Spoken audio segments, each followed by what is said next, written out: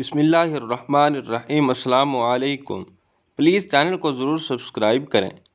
حضرت عمر رضی اللہ تعالی عنہ کی ہدایت تھی کہ کوئی گورنر اپنے دروازے پر ریوڑی نہ بنا سکتا، ترکی گھوڑے پر سوار نہیں ہو سکتا، باریک لباس نہیں پہن سکتا، چھنے ہوئے آٹے کی روٹی نہیں کھا سکتا۔ امیر المؤمنین عمر بن خطاب رضی اللہ تعالی عنہ مسجد نبوی میں بیٹھے ہوئے تھے کہ اتنے میں ان کے پاس سے ایک آدمی کا گزر ہوا۔ وہ کہہ رہا تھا، اے عمر رضی اللہ تعالی عنہ، تمہارے لیے جہنم کی آگ ہے۔ امیر المؤمنین نے حاضرین سے فرمایا، اس آدمی کو میرے پاس لاؤ۔ جب وہ آیا تو آپ نے پوچھا، تم نے یہ بات کیوں کہی ہے؟ وہ کہنے لگا، آپ اپنے گورنروں کو مقرر کرتے وقت ان سے شرائط قبول تو کرواتے ہیں، مگر ان کا محاسبہ نہیں کرتے کہ انہوں نے شرائط پوری کی ہیں یا نہیں۔ امیر المؤمنین نے پوچھا، بات کیا ہے؟ وہ کہنے لگا، مصر میں آپ کا جو حاکم ہے اس نے آپ کی شرائط کو فراموش کر کے ان باتوں کا ارتکاب کیا ہے جن سے آپ نے منع فرمایا تھا۔ اس کا اشارہ اس طرف تھا کہ مصر کے گورنر عیاض بن غنم رضی اللہ تعالی عنہ نے باریک لباس پہننا شروع کر دیا۔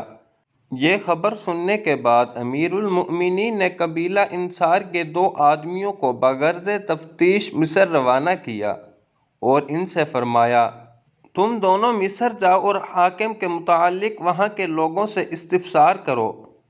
اگر اس آدمی نے مجھے غلط خبر دی ہو تو آگاہ کرنا، اور اگر اس کی خبر صحیح ہے اور حاکم واقعی اپنی ذمہ داری میں کوتاہی کرتا ہے تو وقت ضائع کیے بغیر اسے لے کر میری خدمت میں پہنچو۔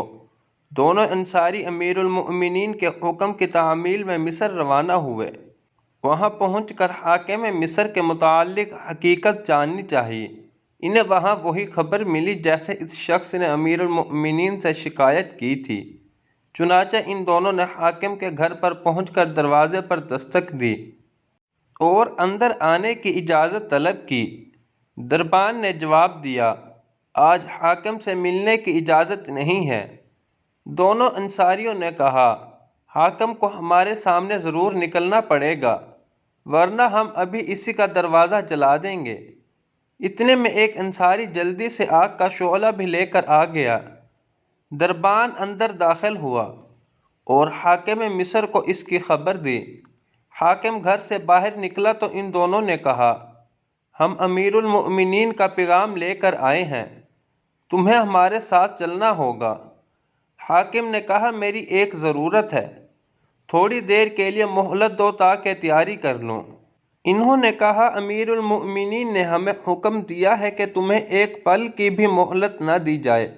جب وہ دونوں حاکم مصر کو لے کر مدینہ منورہ عمر رضی اللہ تعالی عنہ کی خدمت میں پہنچے تو اس نے سلام کیا، مگر امیر المؤمنین نے اسے نہیں پہچانا کیونکہ اس کی ہیبت پہلے سے بدل چکی تھی۔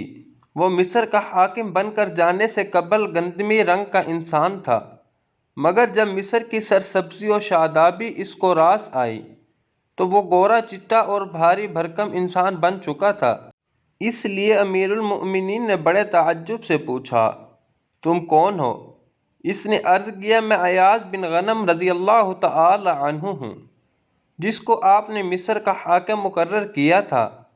امیر المؤمنین نے فرمایا، تیرا ناس ہو، جس بات سے تجھے منع کیا گیا تھا اس کو تو نے گلے لگا لیا، مگر جس بات کا حکم دیا تھا اس کو فراموش کر بیٹھا۔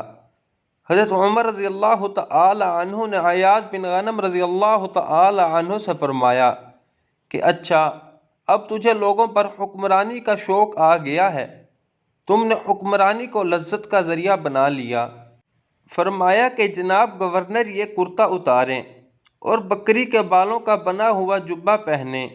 آپ کے ذمے ایک نئی ڈیوٹی لگائی جاتی ہے کہ آج کے بعد آپ بیت المال کی بکریاں چرایا کریں گے۔ پھر امیر المؤمنین نے بکری کے بالوں سے بنا ہوا لباس، ایک لاٹھی اور صدقے میں آئی ہوئی 300 بکریاں منگوائیں اور فرمایا، یہ لباس زیب تن کرو، میں نے تمہارے باپ کو اس سے بھی روی لباس پہنے ہوئے دیکھا۔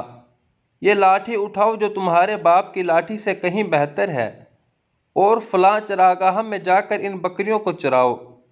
اس وقت سخت گرمی کا زمانہ تھا۔ امیر المؤمنین حضرت عمر فاروق رضی اللہ تعالی عنہ نے مزید فرمایا، اور تم راہ گزرنے والوں کو ان بکریوں کا دودھ پینے سے مت روکو، صرف عمر کے گھر والوں کو روکنا، کیونکہ مجھے نہیں معلوم کہ عمر کے گھر والوں نے کبھی صدقے کی بکریوں کے دودھ یا گوشت میں سے کچھ استعمال کیا ہو۔ چنانچہ 6 مہینے تک ایاز بن غنم رضی اللہ تعالی عنہ نے ننگے بدن بکریوں کے بالوں کا جبہ پہن کر بیت المال کی 300 بکریاں چرائی۔ 6 مہینے گزرنے کے بعد حضرت عمر رضی اللہ تعالی عنہ نے بلا کر پوچھا کہ جناب کچھ مزاج ٹھکانے آئے ہیں؟ اس نے کہا جی ہاں۔ پھر وہ فوراً زمین پر گر گیا اور کہنے لگا، اے امیر المؤمنین، یہ کام مجھ سے نہیں ہو سکتا، چاہے آپ میری گردن اڑا دیں۔ امیر المؤمنین نے فرمایا، اگر میں نے تمہیں گزشتہ منصب پر بحال کر دیا تو پھر تم کس طرح کے آدمی ہوگے؟ وہ کہنے لگے، اللہ کی قسم اب اس کے بعد آپ کو وہی خبر پہنچے گی جو آپ پسند کریں گے۔ پھر امیر المؤمنین نے ایاز بن غنم رضی اللہ تعالی عنہ کو ان کے سابقہ عہدے پر فائز کر دیا۔ چنانچہ اس کے بعد وہ مصر کا ایک مثالی حاکم ہو گیا اور اپنی ذمہ داریاں خوف و تقوی اور اخلاص کے ساتھ انجام دینے لگا۔